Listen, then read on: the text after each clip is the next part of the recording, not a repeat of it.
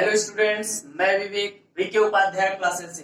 आइए आज हम लोग पढ़ने वाले हैं फ्यूचर कॉन्टिन्यूअस टेंस। ठीक है, इसका हिंदी में पहचान कैसे होगा?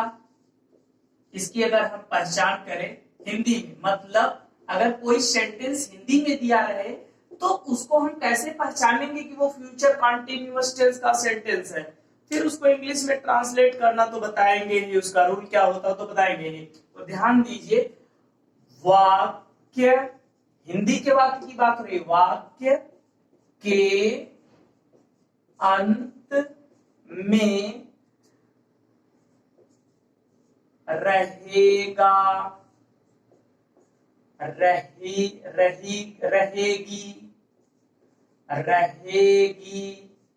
रहेंगे, रहेंगे, ठीक है, आदि आता है। अगर ऐसा कुछ आए जहां पे फ्यूचर में कंटिन्यूटी की बात हो, उसे हम फ्यूचर कंटिन्यूअस टेंस कहते हैं।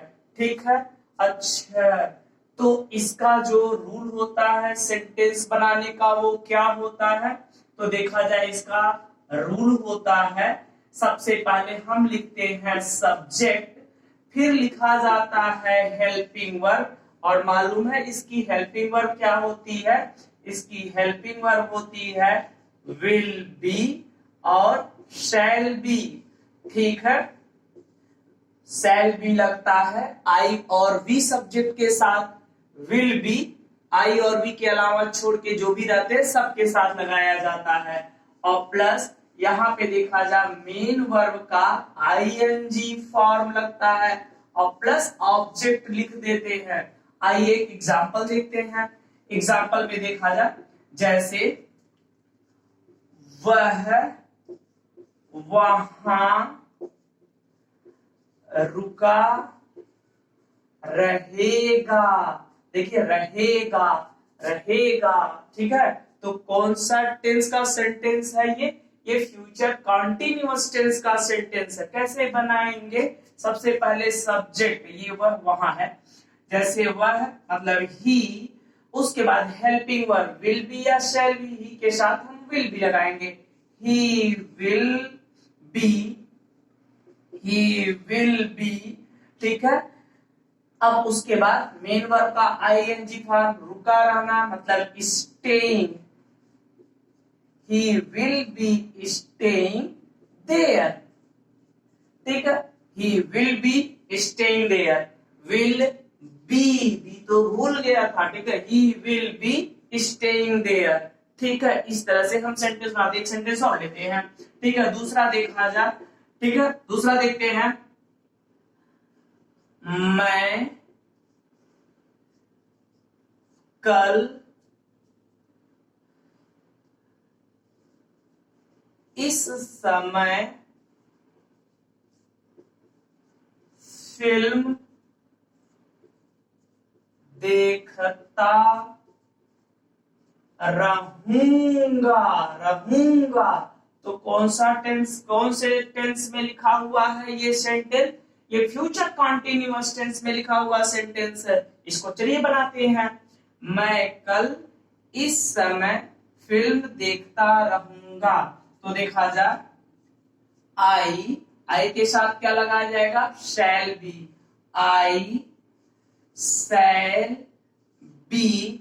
अब कल की बात हो रही है, आई शैल बी वॉचिंग, ऐसे लिख लीजिए, I shall be watching, I shall be watching film, film tomorrow,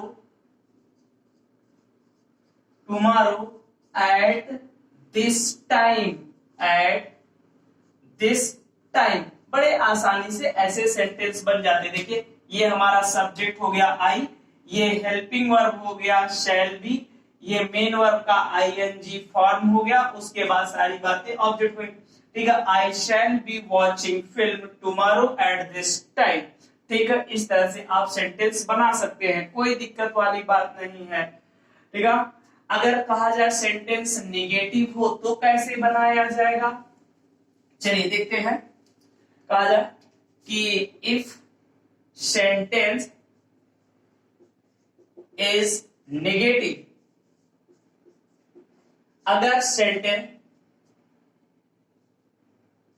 negative हो तो क्या होगा? If sentence is negative. Example देखिए, अगर हम एग्जाम्पल की बात करें, जैसे वह कल वहां नहीं रहेगा। ठीक है, वह कल वहां नहीं रहेगा। तो इसको कैसे बनाएंगे? इसका रूल होता है भाई, रूल होता है सबसे पहले आप लिखोगे सब्जेक्ट और प्लस लिखोगे हेल्पिंग वर्ब, और हेल्पिंग वर्ब में हम विल या शैल लगाएंगे, उसके बाद नॉट लगाते हैं, तब बी लगाते हैं। अच्छा, विल बी होता है तो विल को अलग, बी को अलग कर देता है नॉट। हाँ, नॉट का यही काम है, विल और शैल को बी से अलग कर देना। ठीक है, subject plus helping verb plus not plus be plus क्या होता है? मेन वर्ब का कौन सा फॉर्म? ING form. फिर लिख देते हैं ओबीजे, यानी कि ऑब्जेक्ट हो गया। ठीक है, ऑब्जेक्ट मतलब जो चीजें बच गई एक्स्ट्रा। ठीक है, आइए देखा जाए, जैसे कहा जा रहा वह है कल वहां नहीं रहेगा, तो इसको कैसे बनाएंगे? आसान है। तो देखा जाए ही, अब सब्जेक्ट ही है, ही के साथ विल लगेगा कि शैल? विल लगेगा।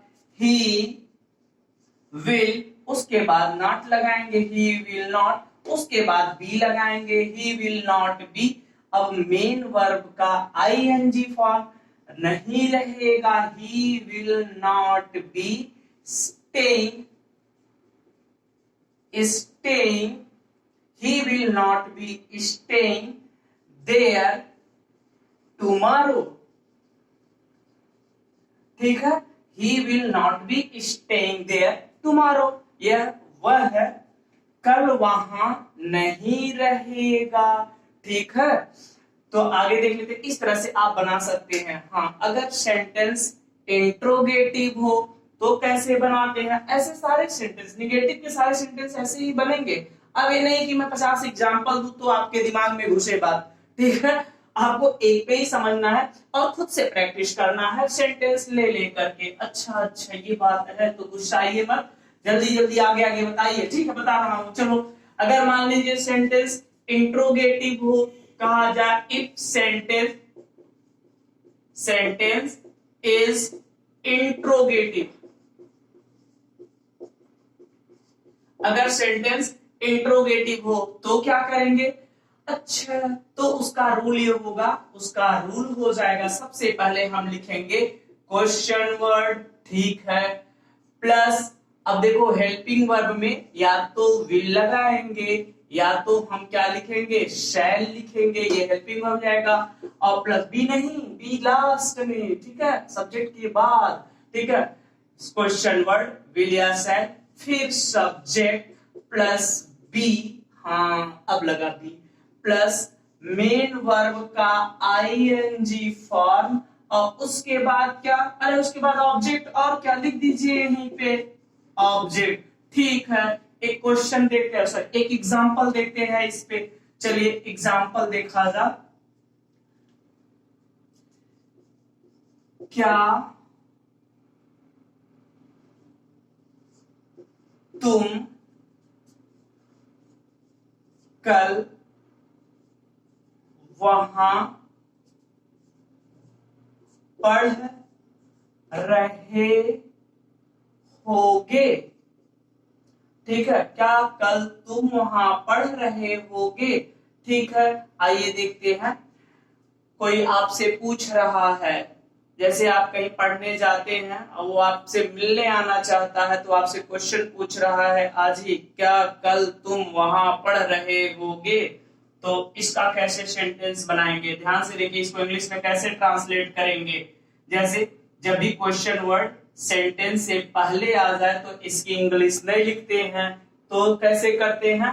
डायरेक्ट क्वेश्चन वर्ड ना लिख करके हेल्पिंग वर्ब से सेंटेंस बनाना शुरू करते हैं। ठीक है, सब्जेक्ट तुम है तो हेल्पिंग वर्ब विल लगाएंगे, शैल लगाएंगे, विल लगाएंगे, तो लिखा जाएगा विल यू फिर क्या हो जाएगा, ये क्वेश्चन वर्ड, सब्जेक्ट, फिर क्या, बी, विल यू बी, ठीक है, क्या तुम कल वहां पढ़ रहे होगे, विल यू बी, ठीक है, रीडिंग, रीडिंग, ठीक है, will you be reading there, there tomorrow.